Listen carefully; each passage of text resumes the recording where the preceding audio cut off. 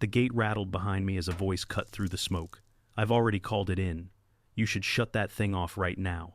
I didn't even turn around at first. The smoker was doing what it always did. Low hiss, steady heat, thin blue smoke, lifting clean into the cold air. Nothing wild, nothing reckless, just dinner. But Susan was already pacing along the fence phone, held up like evidence. "There's smoke everywhere," she said loudly, making sure the neighbors could hear. "This is a fire risk. I'm not waiting until it spreads." Before I could answer, another car rolled up behind her, then another. Not fire engines, worse. HOA board members, clipboards, cameras out, faces tight with that familiar mix of concern and excitement. Linda Carver stepped into my yard like she owned it. No shouting, no drama, just a calm smile and a sentence that made my stomach drop. "If you keep using that smoker," she said, "our insurance flags the whole block. Premiums go up. People will know why." The smoke drifted between us, slow and harmless. Around us, neighbors stopped pretending not to watch. I felt the shift the moment when a private space becomes a public problem. I looked at the smoker, then at Linda. That's when I realized this wasn't about fire at all. It was about making me the example, and she was betting I'd fold before anyone asked questions. Linda Carver was the one running the neighborhood. She was the president of the Northridge Estates HOA, and she carried that title like a permanent badge. Early 50s, always composed, always dressed like she'd come straight from a meeting, neutral coat, clipboard pressed flat against her chest. She didn't argue. She documented. Linda stepped onto my patio without asking and started writing before she spoke. "Mark," she said calmly, "this is being recorded." That word alone told me how this would go. Recorded meant emails, reports, and decisions made without me in the room. Behind her, Susan Pike hovered by the fence, phone raised, filming every second like she'd finally caught something worth proving. Linda didn't even look at her. Susan was just the noise. Linda was the system. As HOA president, Linda continued, "It's my responsibility to manage community risk." She glanced at the smoker once, then met my eyes. No anger, no concern, just calculation. "This isn't about whether you think it's allowed," she said. "If our insurer flags this as a fire, risk premiums go up. Everyone pays." That was the threat, quiet and effective. I told her the setup was compliant. Permits, distance, no open flame. Linda nodded once, already dismissing it. "We'll review." She turned slightly so the neighbors could hear her final line. "I suggest you stop for now," she said. "I'd hate for you to be the reason costs increase." As she walked away, clipboard tapping at her side, I understood something clearly. Linda Carver didn't need me to be wrong. She just needed someone to point at.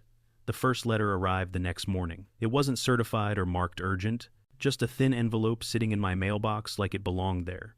The HOA logo was printed neatly in the corner, professional and calm, the kind of letter meant to sound reasonable no matter what it said. "No violation has been confirmed at this time. However, the situation will remain under review." That was all. No rule cited, no instruction, just a reminder that someone was watching. Susan didn't waste the opening. She stopped pretending not to care. Every time I stepped into my backyard, I felt eyes on me. Her blinds shifted, her back door creaked open and shut. Sometimes she stood near the fence with her phone in her hand, not filming outright, just holding it at chest level, pointed in my direction like the suggestion of evidence was enough. 2 days later, the neighborhood group chat lit up. "Has anyone else noticed an unusual amount of smoke lately? With how dry it's been, this feels unsafe." No names, no accusations, just concern carefully worded. A few neighbors reacted with thumbs up. Others said nothing. Silence carried its own weight. By the end of the week, another email came from Linda. Shorter, colder. "Activity remains under HOA observation. Please be mindful of community impact." Still no violation, still no demand to stop, just pressure tightening slowly. I realized then what this phase was about. They weren't trying to shut me down yet. They were conditioning the neighborhood, making the smoker feel like a problem before it officially became one, turning something normal into something suspicious. Every time I cooked, I wondered who was watching, who was keeping notes, who would be asked to agree when Linda finally decided to escalate. And I knew how it would be framed, not as punishment, as a reasonable next step because I hadn't taken the hint. The shift came quietly. No more casual emails, no more vague language.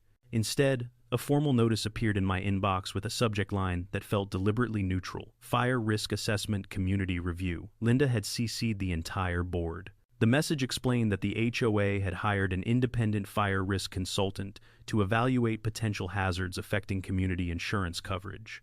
My address wasn't mentioned by name, but it didn't have to be. Everyone already knew. 2 days later, a man I'd never seen before showed up at the end of my driveway with a clipboard and a measuring wheel. He didn't knock, didn't introduce himself, just started pacing distances, jotting numbers down, taking photos of my fence line, my patio, the smoker. When I asked who authorized this, he told me the HOA had requested a general assessment. General was doing a lot of work there. That evening, Linda sent another update. Preliminary findings suggest certain activities may elevate shared risk profiles. The board will discuss mitigation options. Mitigation, not compliance, not safety.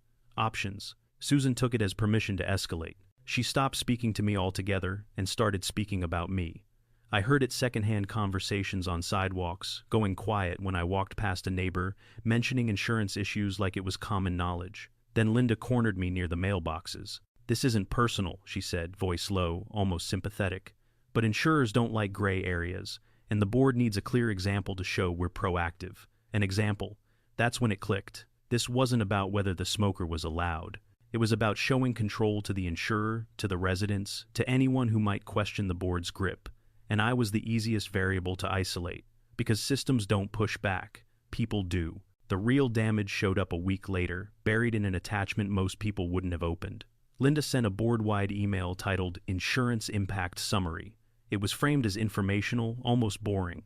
Charts, bullet points, neutral language. But halfway down the document, my address appeared, highlighted, labeled as a high-risk variable pending resolution. That was new. I read it twice, then a third time slower. According to the summary, the HOA's insurer had expressed concern over repeated reports of smoke-related activity. No dates, no citations, just concern. The recommendation was simple. Either eliminate the activity or reassign the cost. Reassign it to me. If the board agreed, I'd be hit with a personal insurance surcharge tied to the HOA's master policy, mid-five figures annually, enough to make an example without technically calling it a fine. And if I refused, the document outlined a path towards special assessment and eventually a lien. That's when the fear hit. Not panic, something colder. The realization that this had moved past annoyance and into leverage. I started digging. The fire risk report Linda kept referencing wasn't original. Large sections were lifted word for word from an assessment done years earlier in another county. Different climate, different housing layout. Even the diagrams didn't match our lots. Worse, the repeated reports weren't from inspectors. They were complaints. All from the same source. Susan. This wasn't about safety. It wasn't even about me. The HOA was negotiating a lower premium for the entire neighborhood. To get it, they needed proof they were cracking down. They needed a visible correction. A sacrifice small enough not to fight back, but clear enough to satisfy the insurer. And I had just been designated as the cost of doing business. I sat there staring at the screen, anger tightening behind my ribs. This wasn't a misunderstanding anymore. It was a plan. I stopped trying to reason with the HOA and started calling people who dealt in facts. The first was an insurance attorney recommended by a coworker. I forwarded him the risk summary, the consultant report, and the HOA emails. He didn't comment right away. Just asked one question. Who authorized assigning a personal surcharge tied to a master policy no one had? Not legally. 2 days later, he confirmed it in writing. The HOA did not have the authority to reassign shared insurance risk to a single homeowner without a formal vote, a third-party verification, and my written consent. None of which had happened. At the same time, I requested the full fire risk assessment through a records request. What came back was thin. Too thin. Missing signatures, no site visit logs, no calibration notes, just a generic PDF with my address typed in after the fact. Then something else surfaced. A retired board member reached out quietly. We'd never spoken before. His message was short. "You should know this isn't the first time Linda's tried this. Last year, it was a generator. Year before that, a workshop. Both backed down before it went public. Patterns have weight." I forwarded everything, emails, the copied report, the legal memo to the county consumer protection office and the state insurance regulator. Not as an accusation, just a question. Is this allowed? The response came faster than I expected. An investigator asked for more documentation and scheduled a call. Another flagged the HOA's insurer for review due to inconsistent risk representations. When Linda found out, she didn't email. She showed up, cornered me near the clubhouse, voice tight but controlled. "You're making this bigger than it needs to be," she said. "There are easier ways to resolve this." I looked at her and realized something had shifted. For the first time, she wasn't managing the process anymore. She was reacting. The pressure flipped overnight. What had been quiet emails and closed-door maneuvers suddenly went public because I made it public. I forwarded the attorney's memo, the copied fire risk report, and the regulator's acknowledgement to the entire HOA mailing list. No commentary, no accusations, just documents clean and unedited with one line at the top for transparency. Within an hour, my phone started buzzing.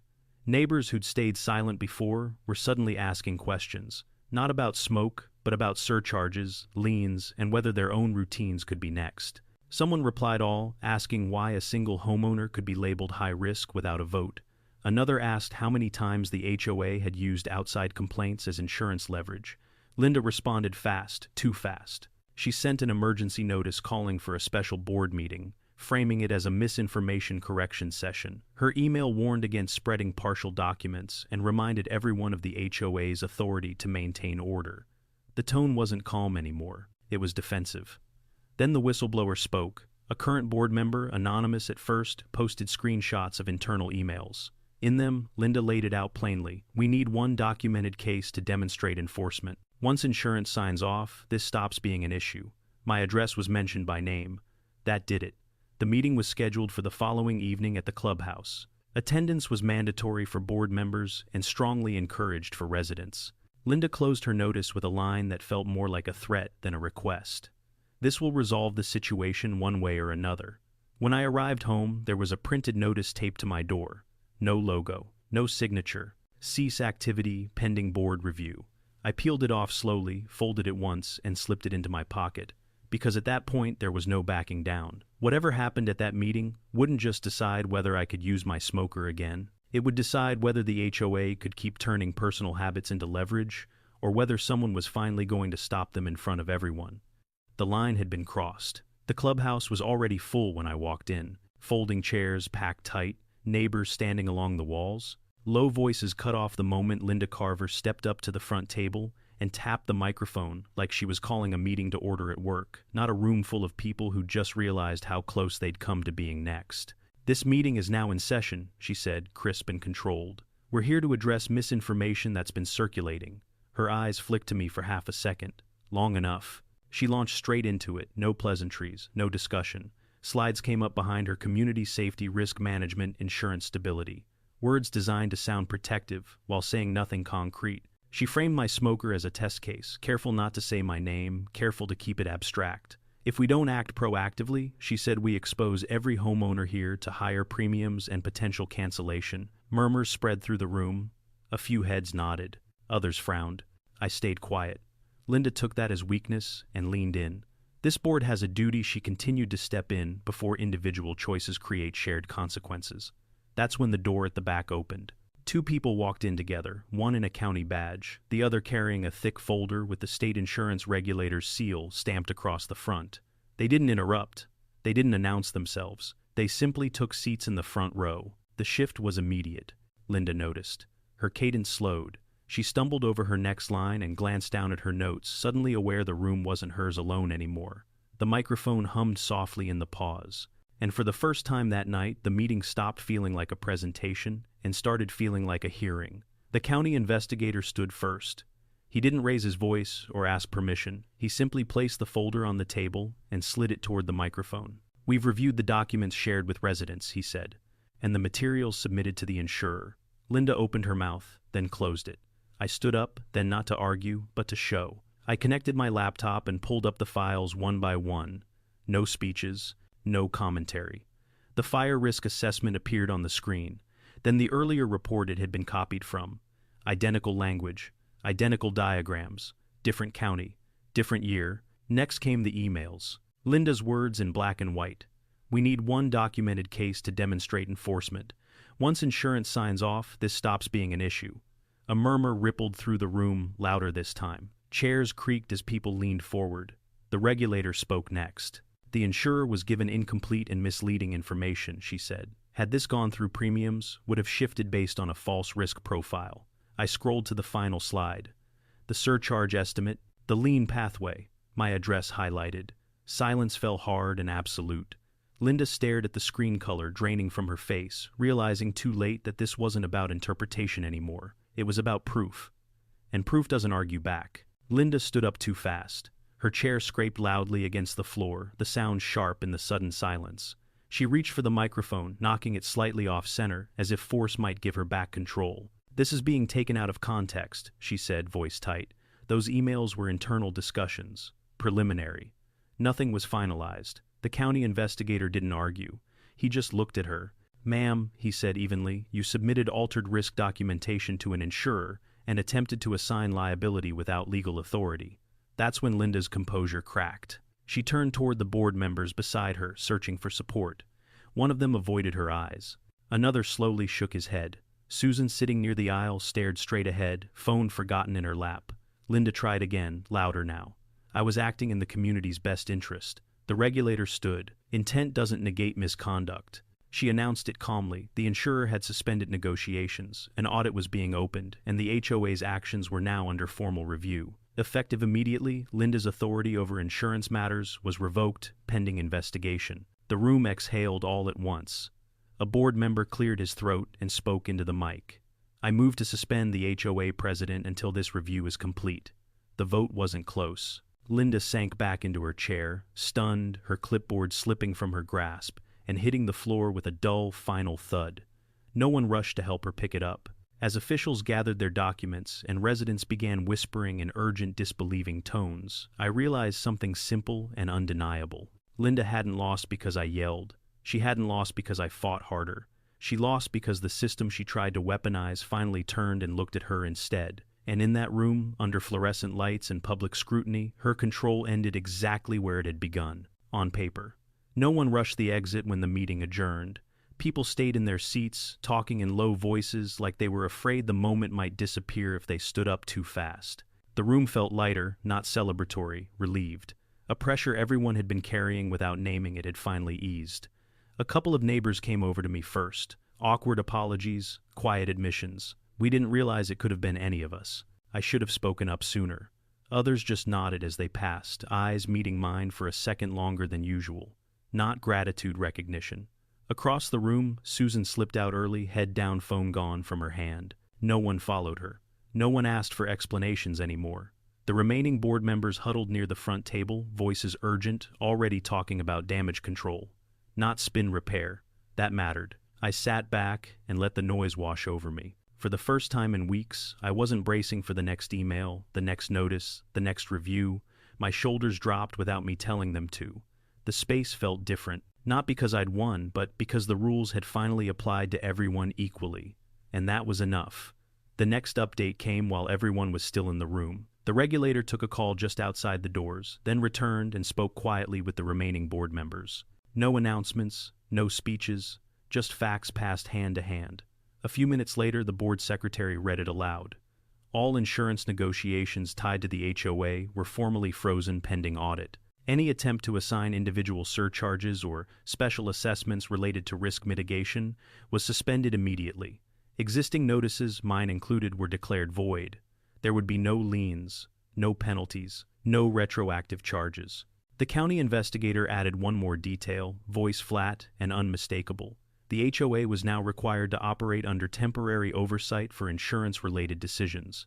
Any future changes would need third-party verification, homeowner notice, and a recorded vote. No shortcuts, no private emails, no examples. Linda's name wasn't mentioned again. Instead, the focus shifted to safeguards, simple, boring protections that should have been there all along. Procedures, transparency, consent. The kind of rules that don't matter until someone abuses the lack of them. I didn't feel triumphant hearing it. I felt grounded. This wasn't justice delivered with a bang. It was accountability delivered with a checklist, and somehow that felt more permanent. The board thanked the officials. The officials packed up. The meeting officially closed. Nothing dramatic followed. No clapping. No cheers. Just the quiet understanding that a line had been redrawn, and for once, it wasn't going to move back quietly overnight. I stepped outside the clubhouse into the cold air and stood there for a moment, letting the noise fade behind me. The parking lot was quiet. No arguments. No clusters of people whispering anymore, just cars, idling doors, closing the night, settling back into itself. When I got home, I didn't turn on any lights right away.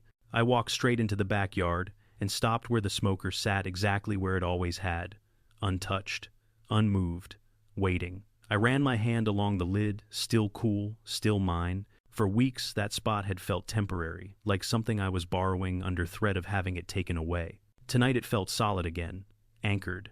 Not because I'd forced it to be, but because no one could quietly rewrite the rules anymore.